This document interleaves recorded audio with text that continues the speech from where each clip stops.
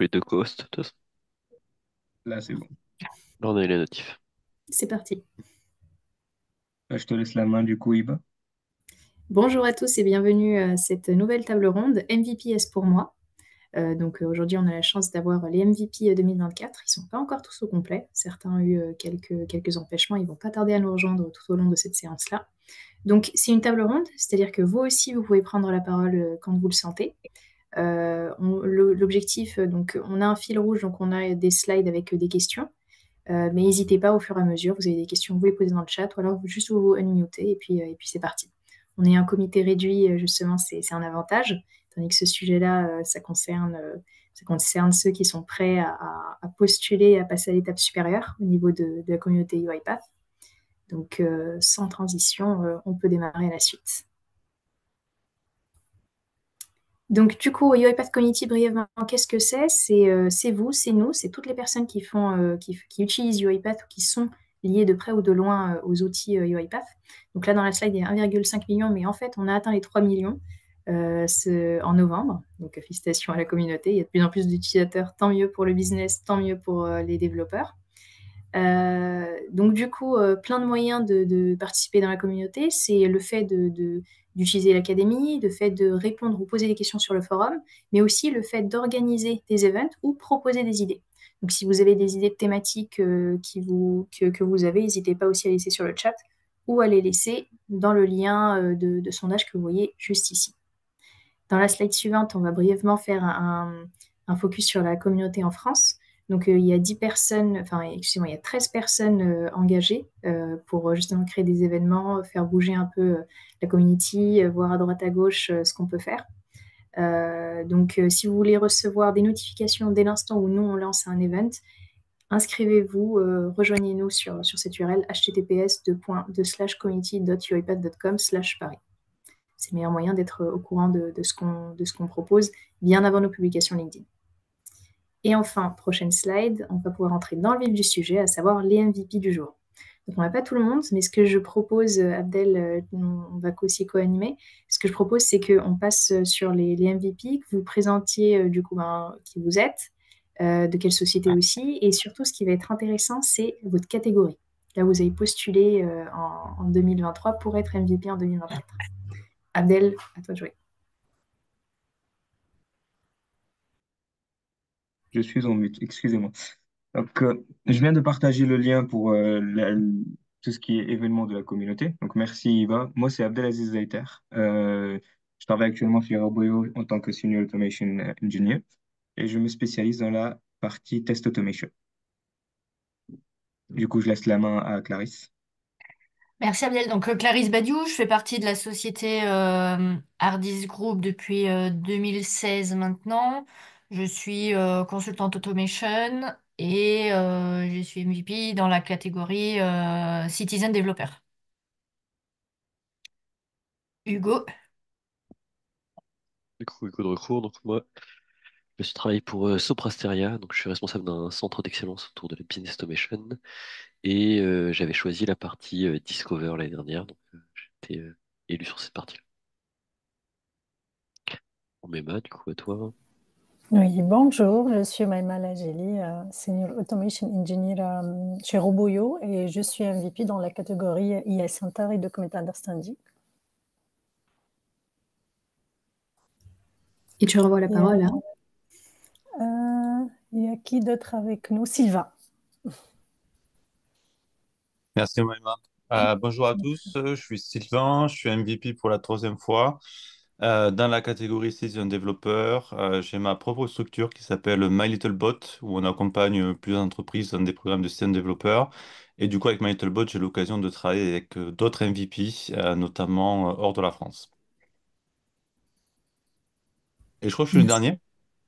Yes. Et du coup, Il reste quand même Iba, ouais. je reprends le micro. Donc moi, c'est Yva Veldi. Donc, je travaille chez Safran en tant que responsable infrastructure et gouvernance au niveau du product management de UiPath chez nous. Et donc, je suis du coup MVP depuis 3 ans aussi sur la partie core et sur la partie governance security. En fonction des années, ils font apparaître ces spécialités. Donc voilà. Et du coup, pour les autres MVP qui ne nous ont pas rejoints, donc on a des MVP Apps, notamment Amira Gasmi. On a des MVP Document Understanding, comme Franck, Rida et Nadia. Et aussi, auparavant, ils ont été MVP sur le Citizen Dev, donc Studio X aussi. Bien On peut évidemment, je passer vous du coup au partage vif du la sujet, à pro. savoir les questions. Ouais.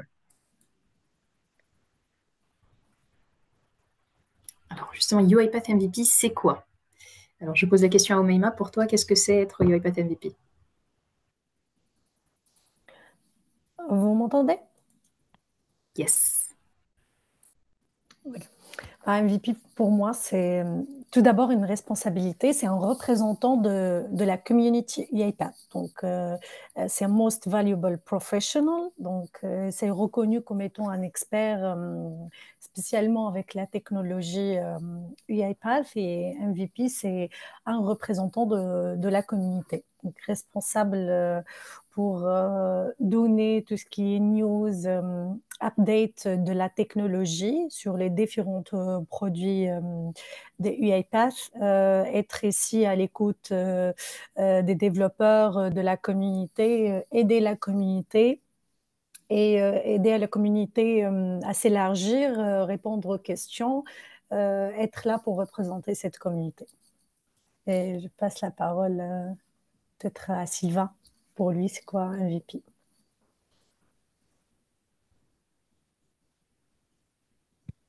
Pour moi, être MVP, c'est être une personne de référence pour des gens de la communauté, une personne de référence, c'est-à-dire qui a la connaissance approfondie de certains produits. C'est pour ça qu'on est rangé dans différentes catégories, hein. Il peut parler de document understanding ou de citizen developer dans le passé, etc. Donc, c'est un peu les ambassadeurs auprès de la communauté, donc hors UiPath, parce que du coup, on fait pas partie UiPath, ça c'est quand même assez important. C'est-à-dire qu'on a un point de vue qui se doit d'être objectif sur les produits UiPath et on est dans une position où on peut effectivement guider, aider, accompagner les personnes de la communauté UiPath à travers différents formats. Il y a le forum qui est à l'origine, je pense, de la communauté, mais maintenant, en fait, il y a beaucoup plus de formats sur lesquels on peut contribuer à aider des personnes de la communauté UiPath. Ça peut être via des vidéos, via des articles, via des actions aussi auprès d'universités, ce qu'on fait en France, etc. Donc on a vraiment ce rôle d'ambassadeur sans être de UiPath, mais en ayant une connaissance approfondie des outils UiPath. Et après le deuxième volet, la communauté, ben, c'est une communauté, donc c'est-à-dire qu'il y a des liens qui sont assez forts entre les membres. La communauté française étant peut-être le meilleur exemple parce qu'elle est quand même assez importante sur le niveau Europe, mais même au-delà de ça en fait, hein, c'est très facile de contacter une personne de UiPath. Moi je l'ai fait récemment au Japon, il est MVP, je le contacte en tant qu'MVP, je lui pose des questions et en fait c'est relativement simple. Donc ça c'est un vrai avantage d'avoir cette communauté au niveau de la France mais aussi au niveau global. Est-ce que Clarisse, tu peux ajouter quelque chose? Je pense qu'il y a déjà beaucoup de choses qui ont été dites, mais il y a des termes que Oumaima et Sylvain, vous avez utilisés qui, je trouve très très pertinents. Le terme de ambassadeur. En fait, on est ambassadeur à la fois pour la communauté, ce que tu disais Oumaima, mais aussi, on est aussi des ambassadeurs pour UiPath, pour diffuser un peu des nouveautés, diffuser les messages et représenter au mieux les deux. Donc c'est un rôle très, très intéressant. Exactement, ça c'est le deuxième volet. C'est être, pas que, mais en fait oui, le titre c'est T'es MVP de la community.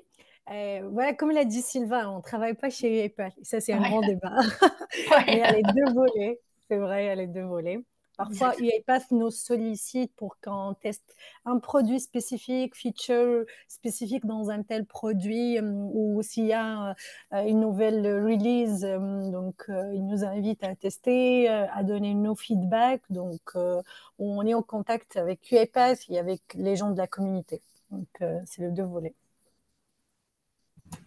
Je pense aussi à quelque chose d'intéressant à savoir quand on est UiPath MVP, c'est que vu qu'on n'est pas de chez UiPath, ça veut dire qu'on n'est pas dédié à 100% UiPath. On peut faire Blue Prism, on peut faire Automation Anywhere, on peut faire Kofax et ainsi de suite. Ce qu'on ne peut pas faire par contre, c'est du bashing. C'est-à-dire, sur LinkedIn par exemple, dire UiPath c'est bip bip bip, ça c'est pas possible. On peut critiquer les produits parce qu'on est là pour ça. Donc, par exemple, le post LinkedIn, UiPath Apps, pourquoi est-ce que ça m'a déçu? Voilà ce qui a changé. Par contre, on ne peut pas attaquer en elle-même la société vu que ça va un petit peu en contradiction avec notre rôle d'ambassadeur. Mais ça ne nous empêche pas d'être critique vis-à-vis des produits et aussi ça ne nous empêche pas d'aller voir ailleurs, d'aller voir les autres produits. Voilà. Je ne sais pas si Abdel, toi, tu as rajouté quelque chose? C'est un peu difficile de trouver quelque chose de nouveau par rapport à tout ce qui est et tout ce qui vient d'être dit. Mais je vais dire peut-être un truc en plus, c'est que non juste vous allez être ambassadeur, vous allez faire partie d'une communauté, mais alors moi, ça fait presque maintenant 4 ans que je suis dans cette communauté-là. Donc avant qu'on devienne MVP, ce que j'en garde, c'est que ça a commencé en tant que communauté, et ça a fini en tant que petite famille d'automatisation où tout le monde est là pour à la fois partager, trouver des solutions à des problèmes divers et variés, que ce soit des problèmes soit liés au produit ou à un projet en particulier. Et après, cette proximité-là qui a été créée à la fois pour la communauté française, mais une grande ouverture sur tout ce qui est euh, worldwide, on va dire, dans le sens où il n'y a plus un filtre dès le moment où tu rejoins cette communauté-là. Donc, il n'y a pas, non, vu sa position X, moi, je ne vais pas permettre, non, au contraire, tous les MVPs, ils sont en contact direct. On se retrouve une fois par an, du moins en personne. Et après, c'est du forum. Bien sûr, on a beaucoup de présence sur le forum, sur les channels Slack et tout ce qui va avec. Donc voilà, sachez que vous allez rejoindre une très grande communauté qui est très active et qui adore partager. Je crois que c'est ça que moi j'en retiens. Je sais pas si Yes. quelqu'un d'autre voulait dire quelque chose. Je sais que Emile elle nous a rejoint et, Et Hugo aussi, euh, si vous et ajoutez quelque chose. Hugo. Ok. Alors, si je devais juste ajouter, c'est qu'on peut aussi participer au travers de Insider. Je sais pas, je pense qu'on l'a pas évoqué, mais Insider qui permet d'avoir de la visibilité sur les produits qui sont en cours de développement ou qui vont bientôt être déployés au travers d'événements mensuels où il y a une présentation, mais aussi venir s'inscrire à des previews, qu'elles soient en privé ou en public, pour pouvoir permettre d'apporter ce côté j'utilise l'outil et je rends tout de suite un feedback sur qu'est-ce qui marche bien, qu'est-ce qui pourrait marcher encore mieux, et vraiment enfin, moi je me sens en fait impliqué par UiPath dans la conception des produits et dans ce qui va arriver derrière. Donc il y a aussi ce côté où au-delà de juste venir consommer entre guillemets le produit et en tirer ce qu'on a à en tirer, on vient donner notre avis, participer et vraiment on est écouté sur ce qu'on raconte et ce qui peut être pertinent. Donc c'est vraiment il y a vraiment ce côté-là aussi où enfin, on a ce côté interne à la communauté où on va discuter entre nous, s'aider sur des sujets qui peuvent être divers ou variés, genre Computer Vision il y a quelques minutes. Mais il y a aussi un côté vers l'éditeur où on échange, on vient essayer de construire quelque chose qui sera encore plus pertinent à l'avenir. Donc voilà, moi c'est ma première année dans la communauté en tant qu'MVP et franchement je découvre vraiment plein de choses. La première année, mais plein de contributions, Hugo. Donc, une année pertinente. C'est gentil. Tu me feras une petite recommandation sur le. Ok, d'accord. Pour l'année prochaine, d'accord. Ok. Par écrit, hein, par écrit vous-même. Ah, par écrit avec signature et photo, ah non, il faut tout. Ok, ça marche. Hello tout le monde, désolé du retard, je viens de vous rejoindre. Alors, je ne sais pas ce qui a été dit sur les avantages d'être MVP, mais pour moi, le plus grand apport, ça a été de rencontrer toutes ces personnes fabuleuses. Je vous jette des fleurs là, à tous. Que ce soit chez UiPath, que ce soit dans la communauté worldwide ou en France, à travers notamment le Summit des MVP. Ça, c'est un événement extraordinaire où on rencontre d'autres personnes qui partagent ce qu'on fait, qui partagent notre passion pour cette technologie. Et tout ce qu'on apprend de toutes ces personnes est juste extraordinaire, hein. Moi, mon seul regret, c'est que j'ai pas pris des notes la première année. Grosse erreur. Donc la deuxième année, je me suis vengée. J'ai ramené plein de bloc-notes parce qu'il y a tellement d'infos qu'on apprend et ça, c'est vraiment extraordinaire. Ouais.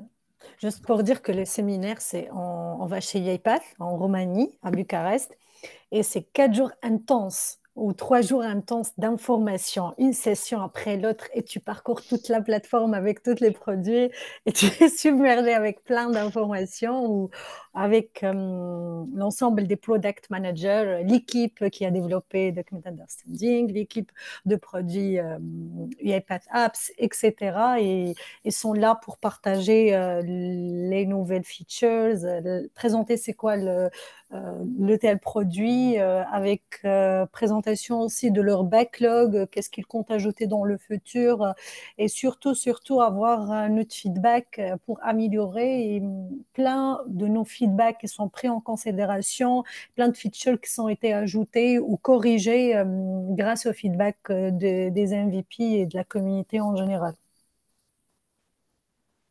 Je ne sais pas, si on peut passer à la question suivante, si on a fait le tour.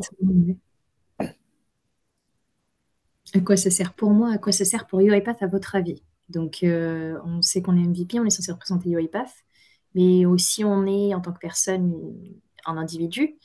On travaille aussi dans une boîte, vu qu'on est tous des professionnels dans la RPA. À votre avis, à quoi ça sert pour vous et pour UiPath? Qui va démarrer?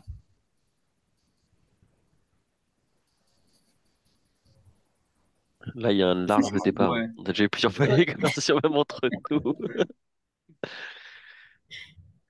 On va laisser les filles commencer, Abdel. On va être poli, Oui, tu bien vois. sûr, évidemment. On est en minorité en plus. Allez. Allez, je Bah, commence. Yes.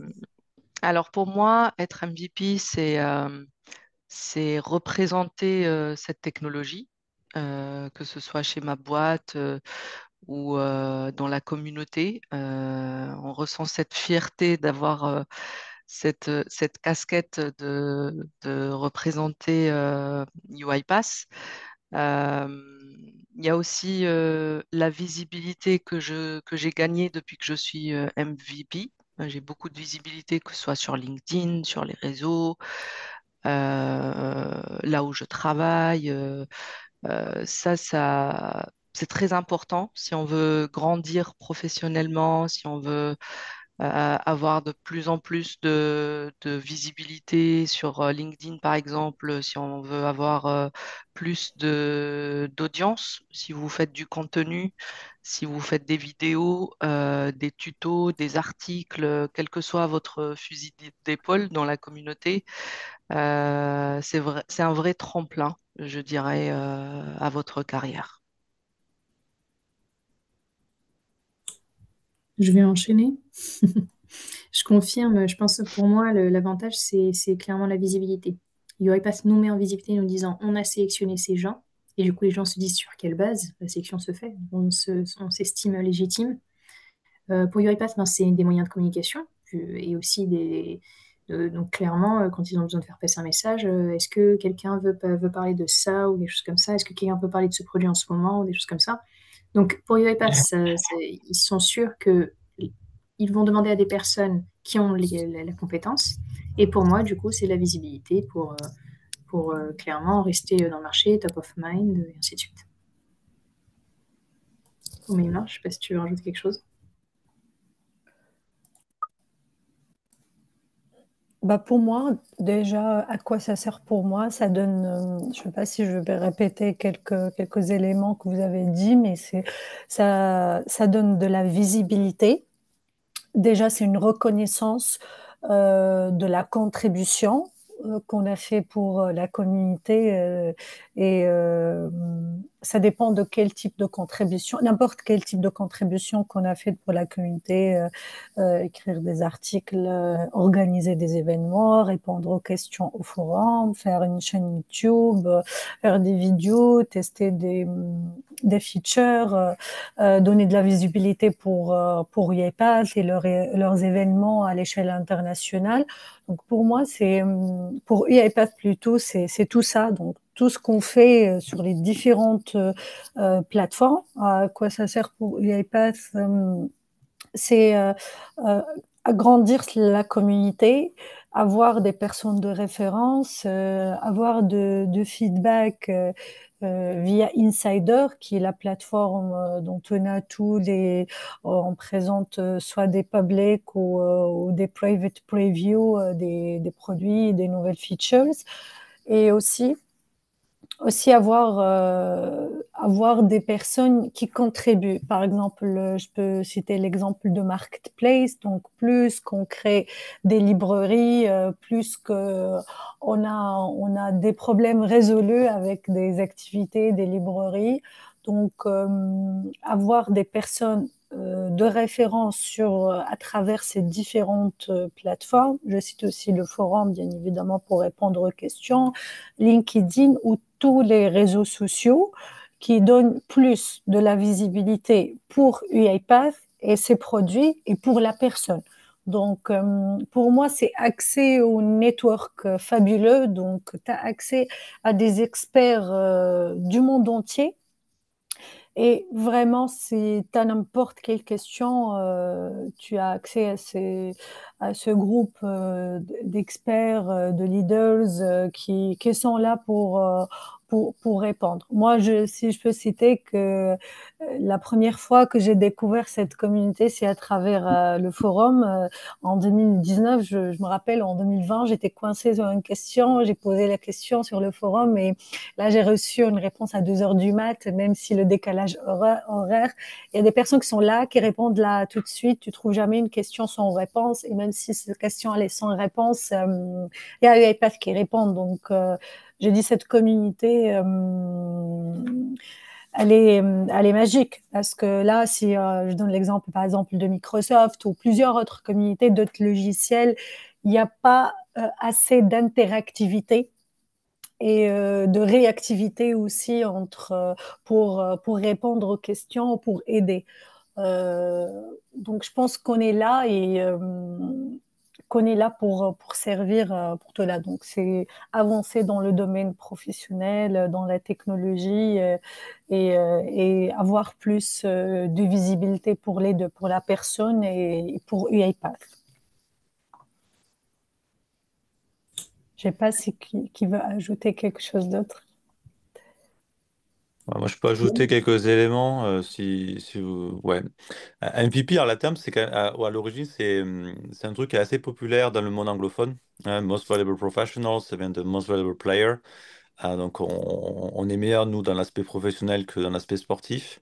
Mais c'est quand même très reconnu, notamment aux États-Unis. Si vous parlez avec des Américains dans le domaine de la tech, ils connaissent les MVP parce que la plupart des grosses tech, elles ont aussi leur programme MVP, que ce soit Microsoft, je crois que Salesforce a le sien aussi. Donc, c'est quand même quelque chose qui est reconnu, c'est quand même un sacré statut à part entière.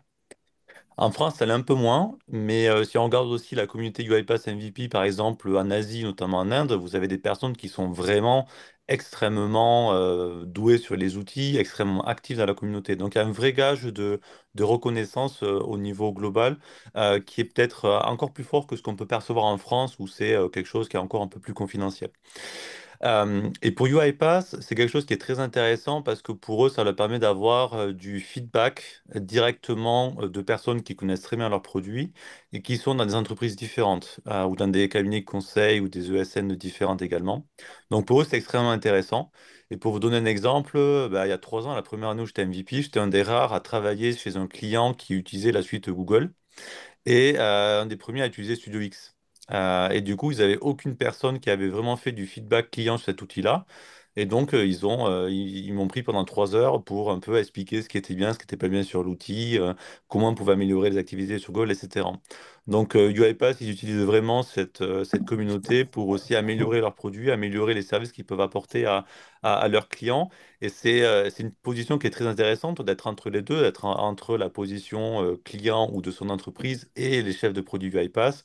Je trouve que c'est une position qui est très intéressante d'avoir accès à ces deux mondes, celui de l'éditeur et celui de l'entreprise.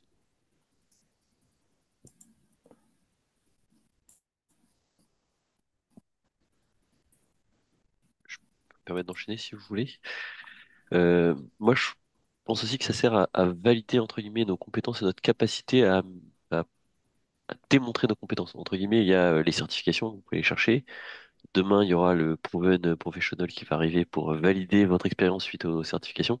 Et je trouve que c'est le cran d'après, c'est je suis bon, je sais ce que je sais faire, mais je sais aussi l'expliquer et le transmettre aux autres. Donc il y a aussi ce côté-là où ça montre qu'on a cette capacité à expliquer ou à répondre ou à accompagner des gens qui ont des soucis sur tel ou tel composant de la plateforme.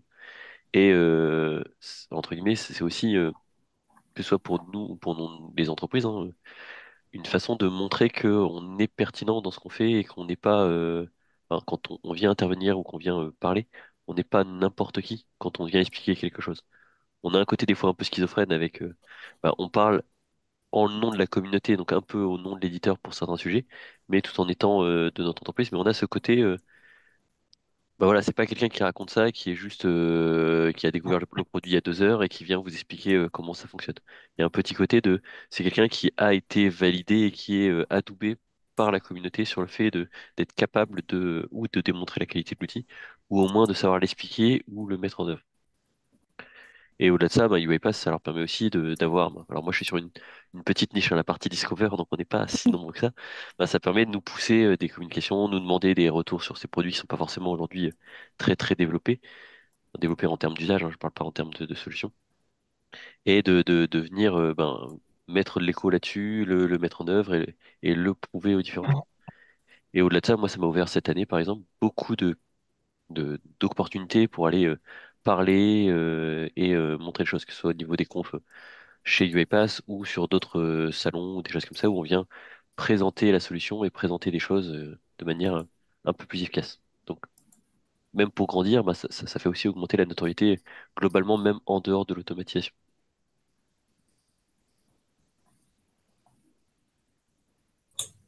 Abdel? C'est une question où tout le monde a déjà répondu. Ça, c'est un des Tu bénéfices veux de en toujours le switch? Non, dernier. on peut switcher de question si besoin. Non, pour moi, je crois que c'est, comme vous l'avez dit, c'est pas trop comment dire, c'est entre exposure, référencement et surtout, euh, je ne saurais pas comment dire, mais en gros, c'est avoir cette possibilité de à la fois poser des questions, partager des avis et avoir des gens qui sont exactement dans la même situation que toi, où eux, leur seul intérêt, c'est pas juste critiquer pour critiquer, mais au contraire, c'est critiquer pour avoir quelque chose de constructif par la suite, construire ensemble quelque chose qui nous est utile et pas avoir des options qui ne sont pas utiles au cours de, soit du développement, du débugage, ou s'il y a des défauts, bah, ce serait bien d'être parmi les premiers des essais, donc et donner un feedback et un petit peu euh, faire quelque chose en fonction de notre besoin. Je crois que surtout ça qui est intéressant. Et après, derrière, en termes d'encouragement et tout ça, bien évidemment, une communauté, c'est vraiment fait pour ça. Et en faire partie, à part seul, c'est déjà un truc excellent à faire et à avoir. Top. Bah, du coup, on peut passer à la prochaine slide avec la prochaine question qui est comment est la sélection? Comment est-ce que vous l'avez vécu et qu'est-ce que ça a donné? Alors, il y a deux positionnements. Il y a la première fois quand vous avez postulé, Ouais. littéralement la toute première fois quand vous êtes devenu MVP. Et puis, ben, pour ceux qui renouvellent, comment est-ce que ça a été? Je crois que je voudrais bien commencer. Vas-y. Alors, pour la première expérience, nous, on était encore à l'époque, bon, je dis à l'époque, ça veut dire 3 ans. 3 ans. Je crois que pour Sylvain, Iba et moi, je crois c'est que nous trois dans cette discussion qui étaient parmi ceux de 2021, si je dis pas de bêtises. Quand on avait postulé, il y avait à la fois le Q&A et après on avait les oraux et à la fin on avait les roundtables. Alors la sélection, bien évidemment, elle a évolué depuis le temps et c'est une façon de voir comment les choses se font, surtout au niveau de la communication. Et rien que la première introduction des roundtables, pour moi, c'était quelque chose de super intéressant parce qu'on avait des points de vue mondiaux. Donc, j'avais dans ma roundtable à moi, on était Inde, États-Unis et je crois que c'était Allemagne. Et chacun d'entre eux partageait ses feedbacks par rapport à leur technologie, leurs points. point de faiblesse par exemple, et je trouvais ça super excellent. Donc ça permet d'ouvrir déjà une porte de communication directement avec les product owners. Et personnellement, en tant qu'entretien, t'as pas vraiment l'impression de passer l'entretien, plus que tu es là pour vraiment défendre une cause, qui est l'automatisation, et pouvoir donner un constructive feedback. Et c'est en se basant sur ça que nous, par exemple, on était sélectionnés. Et bien évidemment, en se basant sur nos connaissances dans les différents produits. Je sens que Oumaima a quelque chose à dire. Ouais. On a énergie attractive, Abdel.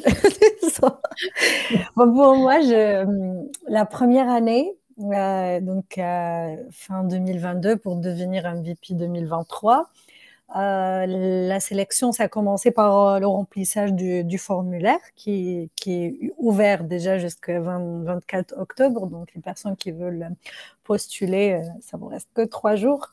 Donc, 24 remplir ce novembre. formulaire. Mais, 24 novembre, oui. ouais, t'as dit octobre, c'est Ouais. pas grave.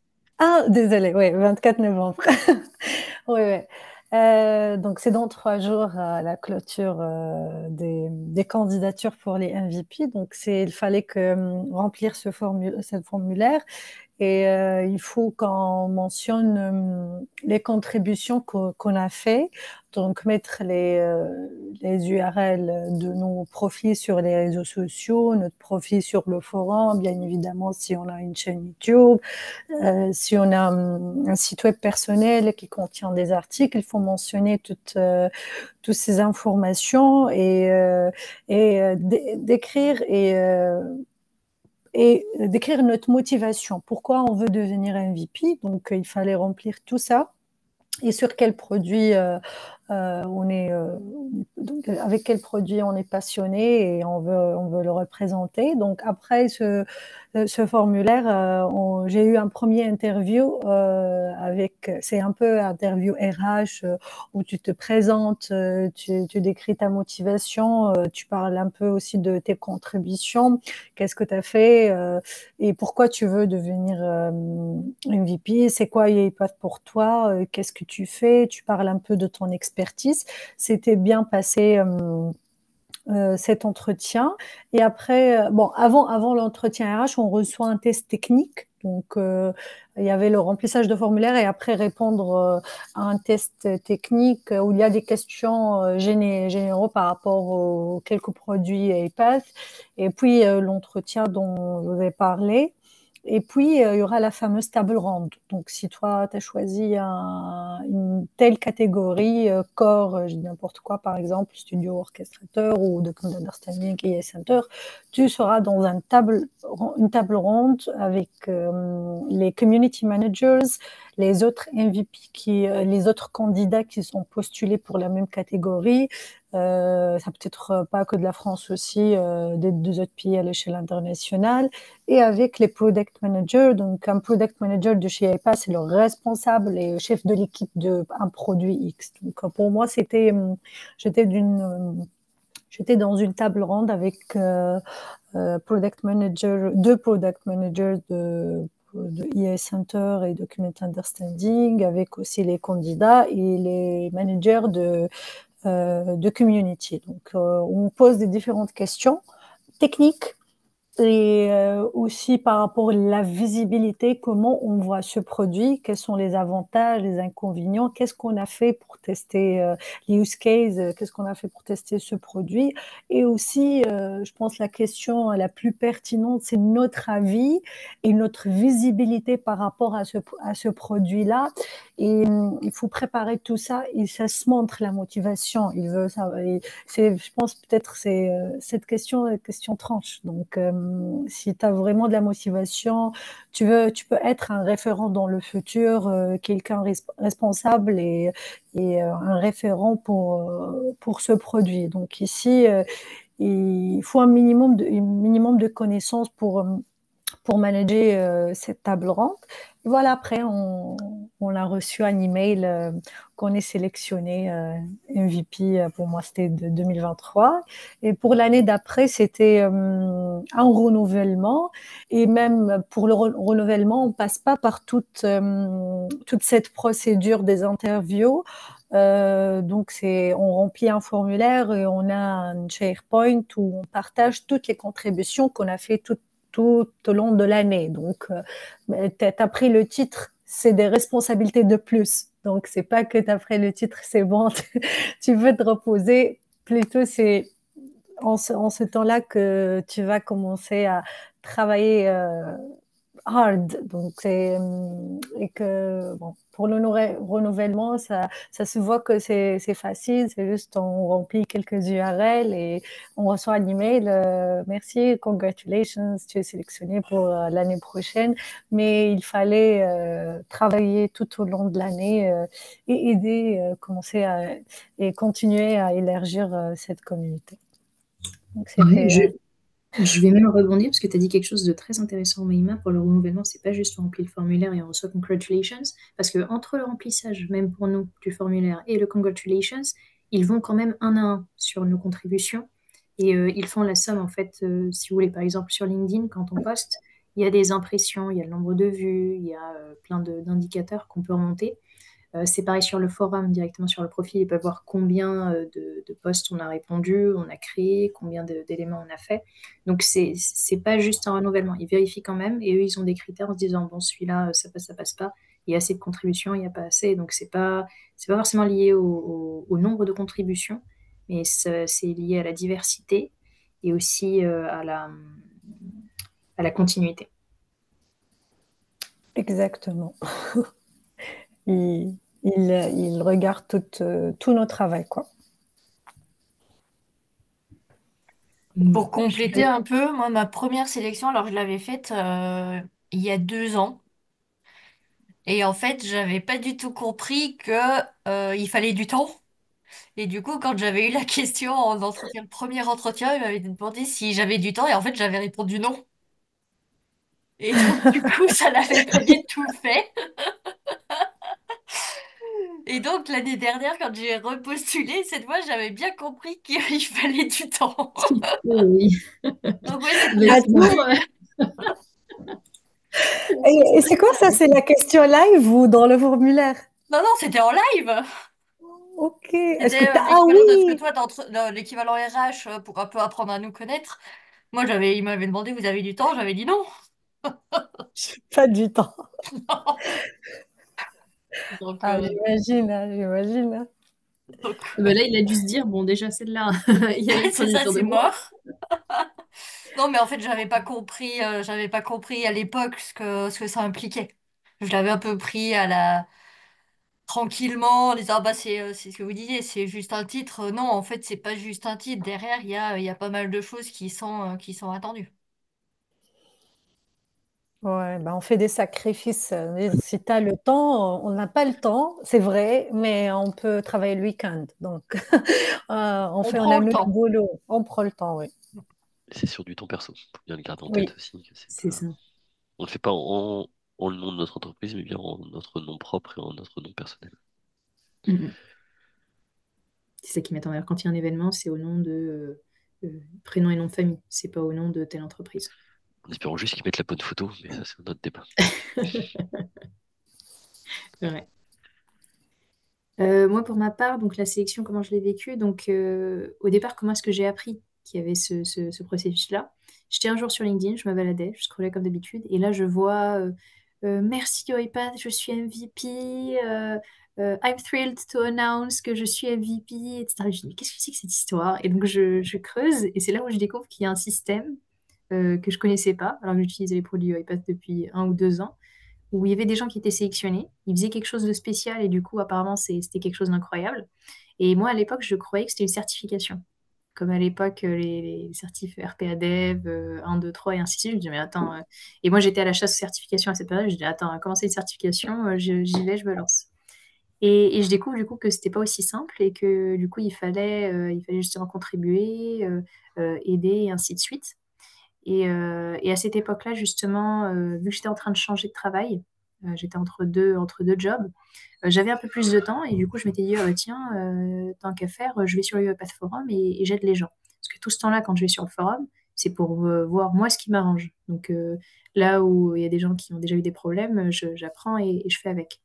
Et puis là, je me dis, bon, bah, tant qu'on y est, c'est mon tour de redonner à la community. Donc maintenant, c'est moi qui vais aider quand je vois des questions à mon niveau. Au départ, je me suis dit, non, mais je vais même pas être capable de répondre à une seule question. Bah, figurez-vous que non. Il y a toujours des nouvelles personnes qui viennent sur le forum. Et donc, toujours des personnes qui ben, ne savent pas comment chercher sur le forum pour trouver des réponses ou ainsi de suite. Donc, il y a quand même des questions qui sont accessibles. Et donc voilà, j'avais démarré sur le forum. J'avais démarré aussi en parlant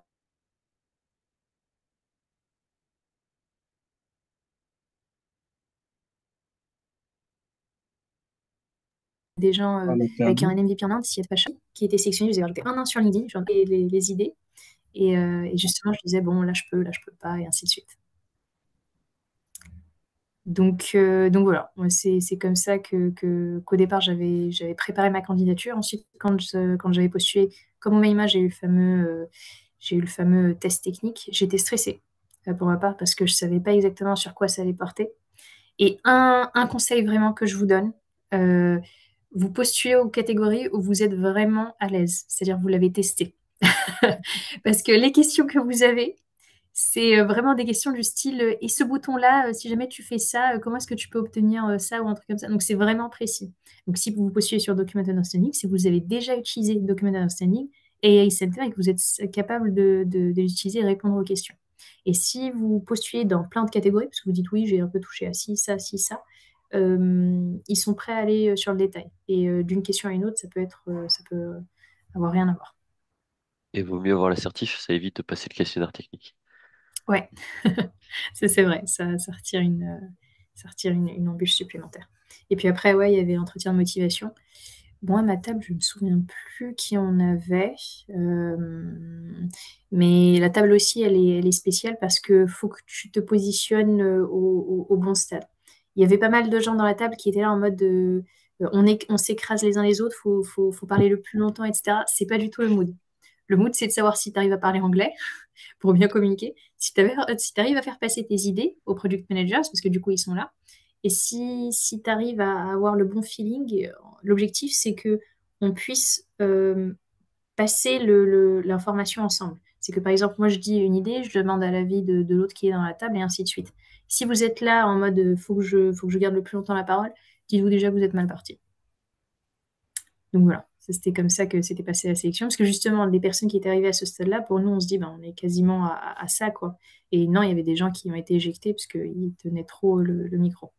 Donc faut trouver la bonne dose aussi.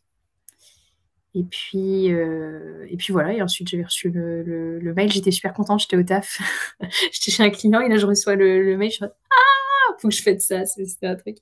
Et puis après, c'était aussi un plaisir d'avoir les autres aussi dans l'équipe qui étaient MVP. Ça validait notre investissement de toute l'année, quoi. Voilà pour ma part. Qui veut parler de Je- son expérience? Ouais, je vais peut-être prendre la main. Alors moi, j'ai postulé pour la deuxième fois l'année dernière, mais j'ai été élu que l'année dernière pour la première fois. Euh, Déjà, faire attention à quand vous remplissez le questionnaire, il faut vraiment prendre le temps de répondre à chacune des questions, essayer d'adresser les choses, pas hésiter à se relire. Parce que voilà, faut répondre en anglais, il faut expliquer des choses qui sont pas forcément très simples, prendre le temps vraiment d'expliquer ben, pourquoi on veut être MVP, quels sont les objectifs qu'on veut faire, qu'est-ce qu'on a fait jusque-là sur l'année, et bien réussir à découper tout ce qu'on a fait et tout ce qu'on veut faire de manière prête, enfin précise et concrète. Derrière, il y a l'entretien, moi je l'ai passé avec Christina, hein, qui était très bienveillante sur mon niveau d'anglais. Donc, on n'est pas forcément bon en anglais, hein, il y en a certains chez nous qui sont moins bons, enfin, surtout moi. Mais voilà, c'est pas sur le niveau d'anglais qu'ils vont vous évaluer, mais plutôt sur votre capacité à expliquer les choses et à pouvoir prendre du temps pour partager ce que vous voulez faire l'année suivante. Après, il y a eu le questionnaire technique, donc moi j'avais choisi Discover en principal, donc il n'y avait pas de certification à l'époque, et en deuxième sur la partie Core RPA. Donc la partie Core RPA, pas d'examen technique puisque j'avais la certif que je venais de passer. Donc voilà, ça c'était validé. Par contre, sur la partie Discover, j'ai eu un genre de mini certif qui partait dans tous les sens sur clipboard, enfin sur tous les sujets qui sont au niveau du Discover, donc Automation Hub, Process Mining, Task Mining, avec des rebonds dans tous les sens, et pas forcément des choses un peu ordonnées, donc c'était, voilà, mais c'est un questionnaire plutôt sympa. Après, on attend assez longtemps, je trouve, entre ce questionnaire technique et la validation vers la période de Noël où faut que tu prennes ton rendez-vous et t'as intérêt à le prendre rapidement, sinon tu choisis plus ta table, hein.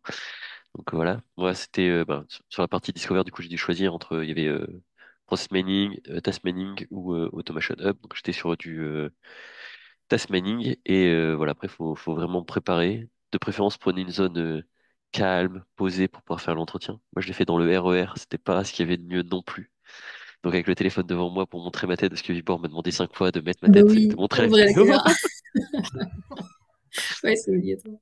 Après, du coup, l'avantage, c'est qu'en étant dans le RER, j'ai fait des phrases concises, j'ai essayé de donner des idées claires et courtes. Peut-être que c'était aussi une bonne chose, mais voilà. Vous allez arriver dans une table où, en fait, tous les gens qui sont face à vous sont pertinents dans ce qu'ils vont dire.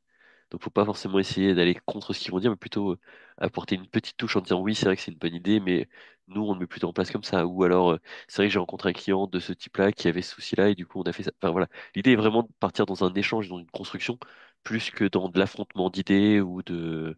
Enfin, en tout cas, moi, c'est comme ça que je l'ai vécu, et ça s'est plutôt bien passé. Et l'avantage, du coup, c'est pendant les MVP Summit, certaines personnes qui avaient passé l'entretien avec moi étaient là, et on a pu rediscuter de ce qu'on avait partagé à l'époque, donc c'était plutôt sympa.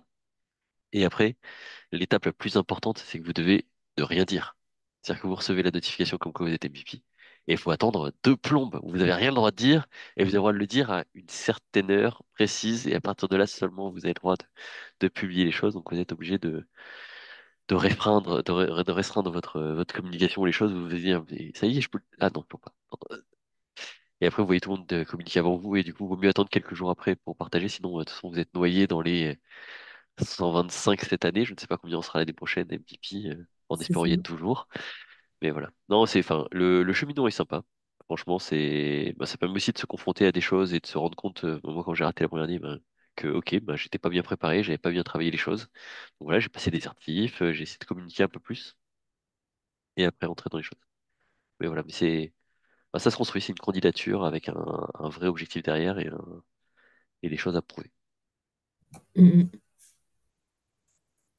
Je sais pas si Sylvain, tu veux partager aussi comment tu avais vécu ta première sélection. Oui, en écoutant Hugo, j'avais envie de dire, ça reste quelque chose de professionnel au final. Ça se prépare comme si on postule à un job quelque part. C'est quand même pas juste pour le fun. Et effectivement, si on ne prend pas la chose au sérieux, je pense qu'effectivement, il le voit et c'est pas, ça ne fonctionnera pas. Moi, je l'avais préparé la première année de la manière que j'estimais être qui me donnerait le plus de chance en fait. Donc, ce que j'ai fait, c'est que j'ai passé toutes les certifications avant de candidater. Alors à l'époque, c'est il y a 3 ans, donc il y en avait beaucoup moins qu'aujourd'hui. Donc vous n'avez pas de chance si vous postulez maintenant parce que vous allez avoir du mal à toutes les passer à la fois. Mais concentrez-vous sur celles qui sont pertinentes par rapport à votre expérience. Donc ça peut être la business analyst ou les deux classiques sur Studio, là, les Automation Developer, Associate et Professional.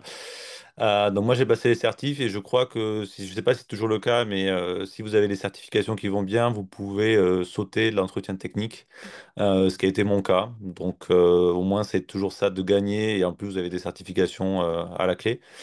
Sachant que pour préparer les certifications, il y a beaucoup plus de contenu qui existe qu'à l'époque. Donc vous avez vraiment tout ce qu'il faut pour réussir ça. Et après, ce que je dirais, c'est essayer de voir quel est votre avantage compétitif par rapport aux autres. C'est sûr qu'il y a beaucoup de monde qui travaille sur Studio, mais il y en a beaucoup moins sur Document Understanding. Si vous avez travaillé avec AI Center, bah déjà, là, il y a beaucoup de moins de personnes qui sont expérimentées de cet outil-là. Donc, essayez de voir comment est-ce que vous pourrez vous démarquer exactement comme dans un entretien d'embauche. Ça ne peut que jouer en votre faveur, à mon avis.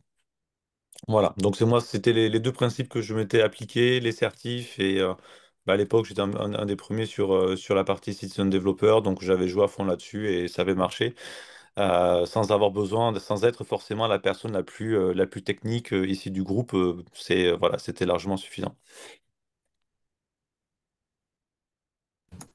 Merci Abdel. Et toi, comment ça s'était passé justement? Parce que tu avais postulé donc, pour tes suites.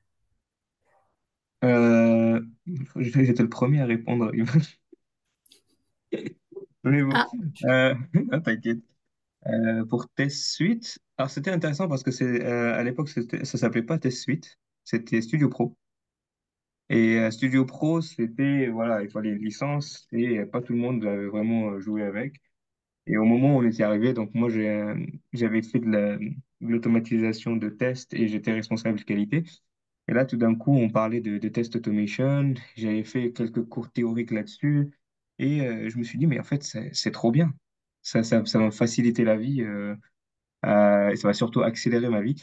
Surtout pas perdre 3 jours pour faire des jeux de données ou faire des revues de données dans ce sens-là. Et quand on avait fait l'entretien sur la table ronde, c'était un sujet assez intéressant parce que tout le monde était là, ils voulaient intégrer ça à leurs outils et surtout rendre leur vie plus facile. On a commencé à avoir pas mal de feedback et tout le monde était là avec un seul objectif, c'était parler du produit et l'objectif principal, c'était de trouver une solution, comment améliorer. Donc on a travaillé avec UiPath, les product owners, parce que c'était la première année, on avait pas mal d'échanges. Et après, ça a continué sur le même ton bah, jusqu'à aujourd'hui, où tout le monde est là, bah, avec l'intégration de l'IA, bien évidemment. Donc là, tout le monde est en train de voir comment est-ce qu'on peut améliorer quelque chose qui, de base, a déjà été optimisé. Et ça continue sur la même chose. Donc, attendez-vous à ce que ça va pas mourir au cours du temps. Au contraire, ça va prendre plus d'ampleur et on va ajouter des couches. Et il faut vraiment s'engager à fond là-dessus. Et je pense que, Aimé, là, tu veux dire quelque chose?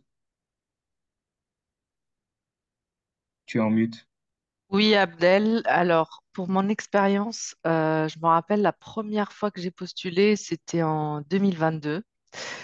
Et je suis arrivée jusqu'à la toute dernière étape, la table ronde, et j'avais un empêchement, je ne pouvais pas assister. Donc, gros moment de frustration, parce que c'est la dernière ligne droite, donc j'avais de fortes chances de passer, quoi.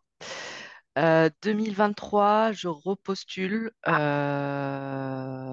je suis prise. J'ai fait toutes les étapes, heureusement. J'ai pu me rendre disponible. Ce que je me souviens, c'est que le test technique, il était assez costaud, hein. Donc, je rejoins Hiba, ce que tu avais dit tout à l'heure, essayer de postuler dans une catégorie où vous êtes vraiment bon pour pas perdre de temps parce que le test il est assez difficile et challengeant.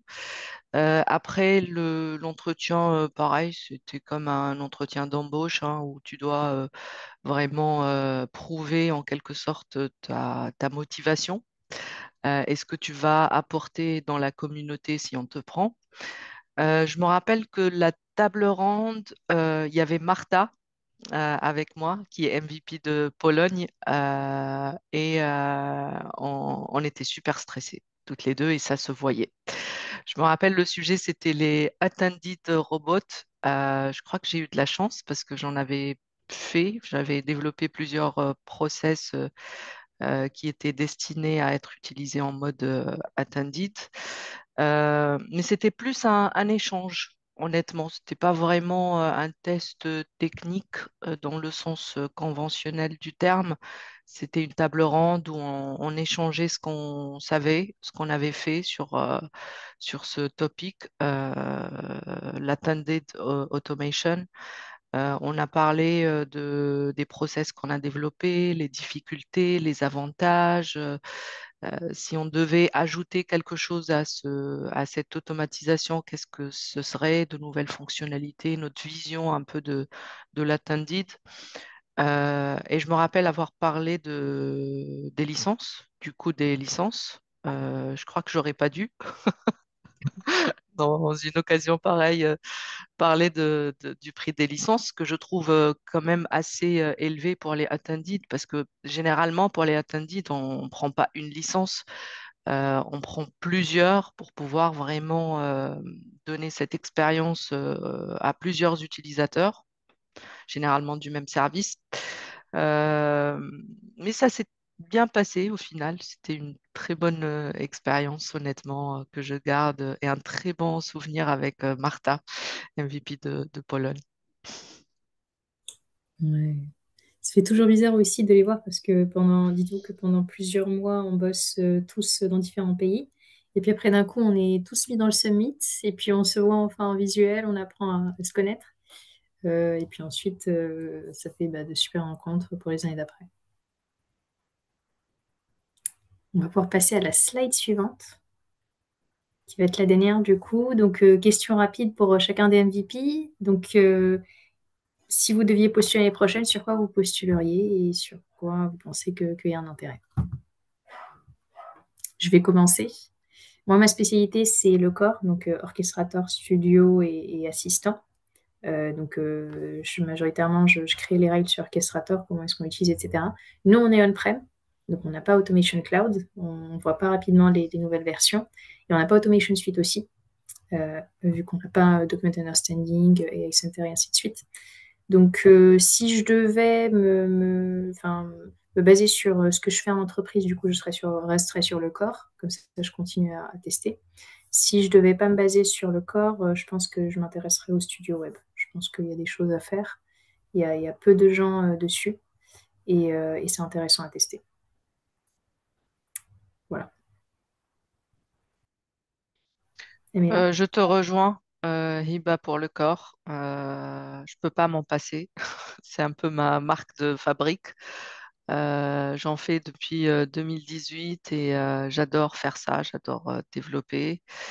Euh, Juste une info, moi j'étais avant développeuse .NET, donc le switch n'était pas très difficile, même si j'étais un peu réticente au début, mais après j'ai adoré ça et je pense que je ne reviendrai pas si on me donnait le choix au .NET. Je préfère de loin la RPA parce qu'il y a plein de possibilités aussi aujourd'hui, il y a plein de produits, c'est une techno qui évolue très rapidement hein, et c'est très surprenant parce que c'est un peu le petit dernier des éditeurs sur le marché qui devient un peu le premier aujourd'hui.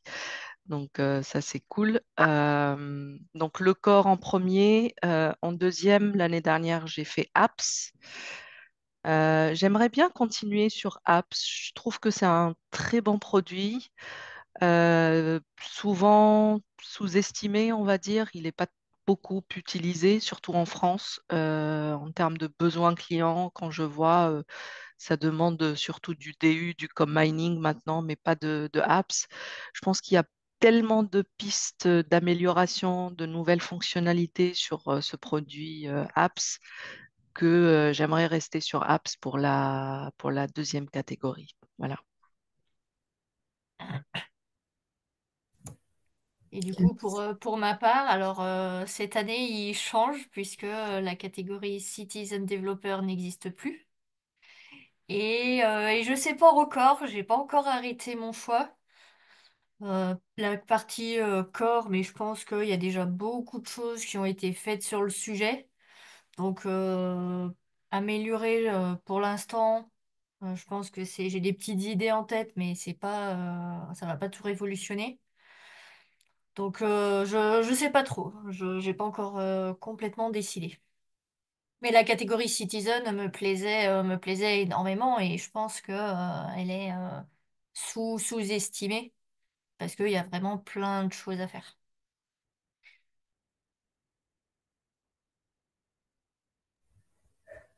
Qui veut prendre la suite? Je prends la suite. Pour moi, ma catégorie actuelle, c'est Document Understanding et AI Center. Je compte bien évidemment continuer là-dessus. Et nous, on a deux catégories. Genre, la première année, tu es MVP sur une seule catégorie et lorsque tu fais le renouvellement, tu ajoutes une autre. Donc, la deuxième année, j'ai fait l'inverse. J'étais la première année sur AI Center Document Understanding. Après, puisque j'adore le développement et mon métier de base, donc j'ai pris le corps, donc la deuxième année. Donc, c'est les deux catégories. Et après, je ne sais pas si on compte ajouter une troisième ou non pour la troisième année. Mais si on ajoute une troisième, peut-être que ça serait Apps ou Test Suite. Je pense que ça m'intéresse les deux produits. Why not? Après, ouais. On va voir si. Je sais pas ce qui était 3 fois MVP. Est-ce que. Je sais pas si Sylvain, par exemple, ou Abdel, est-ce que vous avez si. Ou Iba aussi, si on choisit une troisième catégorie ou non? Il reste plus que Iba, donc c'est à Iba de répondre. Ouais, je te confirme. Non, on n'a pas à choisir 3 catégories, mais ils sont un peu plus insistants en lui disant, bon, vous étiez sur le corps, faut aller regarder ailleurs. D'accord, ok. Moi, je continue sur mes 2 catégories actuelles, du coup. Mm, c'est ça. Bah, moi, ouais, enfin, vu que maintenant je travaille plutôt en tant qu'administrateur système, s'il y avait une spécialité infrastructure ingénieur du style cybersécurité, GPO, proxy, toutes les galères, j'aurais postulé. Mais vu que c'est pas le cas, Oui, c'est tu c'est- parles de l'infra. Tu Bah, ils parles le de mettent dans l'infra. Operate, ta plateforme, hein, quand même. Ah bah, du coup, je postulerai sur ça. Parce que tu Ouais. l'as, en fait, dans le MVP Details, t'as un truc où, je suis en train de l'ouvrir, hein, pour répondre à la question. Et t'as Operate, t'as plateforme ou test suite. Mais c'est sous Operate qu'ils l'ont mis. Et dans plateforme, t'as Mm. la partie CI, VM, VDI, intégration des credentials, c'est tout ça. Bah, ça sera là, du coup. Carrément. Parfait.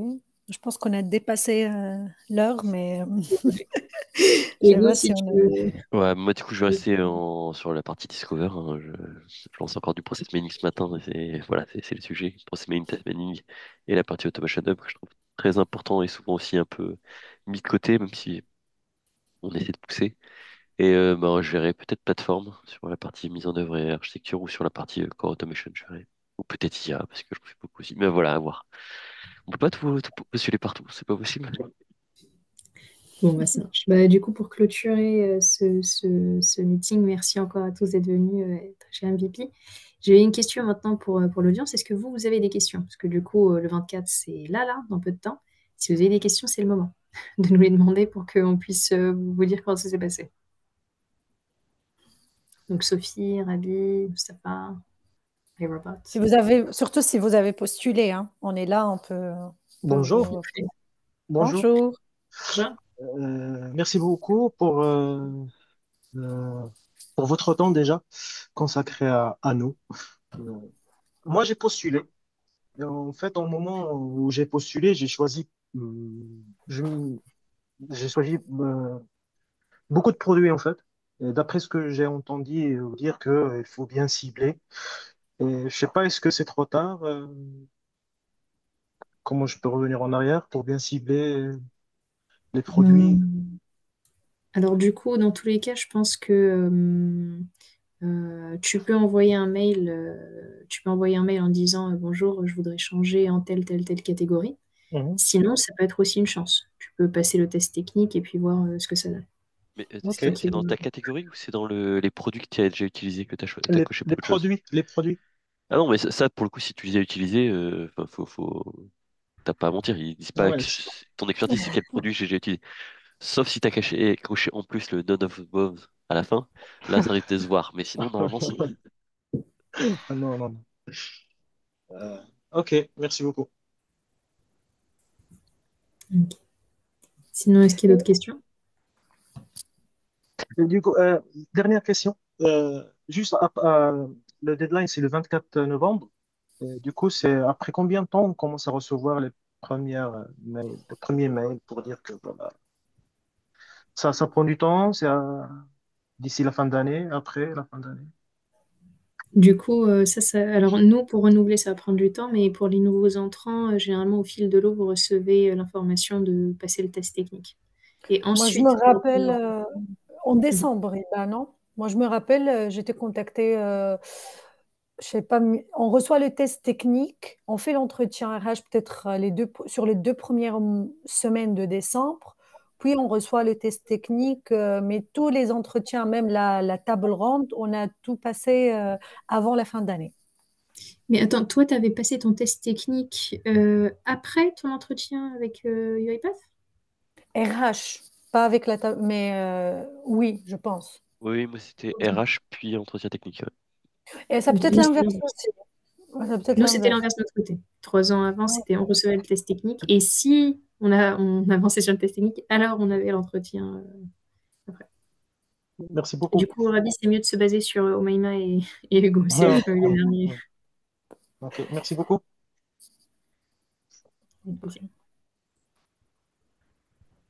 Est-ce qu'il y a d'autres questions, Mustapha, Sophie? Et du coup, pour répondre, c'était en début décembre qu'on avait eu les entretiens. Le 12 décembre, j'avais reçu un mail de Christina avec un truc pour choisir les schedules. Ah oui, on doit choisir après les disponibilités de la C'est ça, personne. Ça peut être dans une semaine, 2 semaines. Donc, c'est ouais, ça. Et après, exactement. c'était la semaine après Noël où on a reçu la notification pour choisir les tables rondes. C'est ça. Et nous, c'est justement en décembre, pour le renouvellement, c'est en décembre qu'on voit en fonction en fait, du nombre de personnes qu'ils ont stocké pour les nouveaux entrants. C'est là où ils ouvrent pour les anciens MVP pour dire voilà, ça c'est le volume qu'on a cette année, il faut rentrer dedans ou pas. Et après, il y avait un truc légal à renseigner aussi. Je sais pas si tu te souviens. On l'a pas Le dit. contrat à Oui. signer, Un ouais. contrat, Ouais. un contrat sans salaire. Pas d'argent. C'est vrai, on doit signer un contrat avec UiPath pour le coup. Volontariat.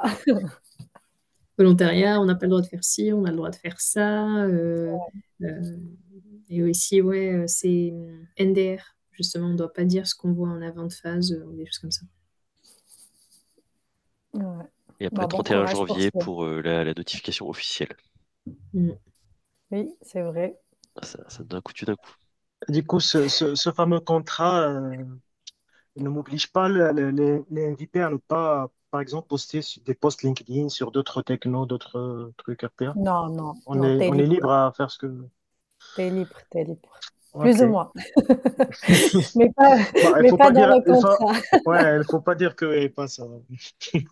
Oui, je comprends. C'est ça. Merci.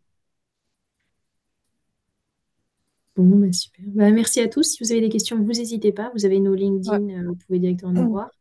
Et puis peut-être à l'année prochaine, parce que du coup, tous les MVP en France, c'est la spécialité en tout cas du chapitre. J'insiste sur ça. Je fais en sorte que les MVP soient rattachés au chapitre. Comme ça, on peut faire vivre justement les activités et les mettre en valeur mieux.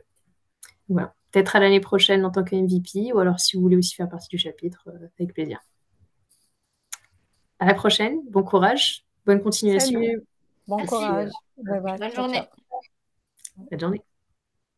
Bonne journée.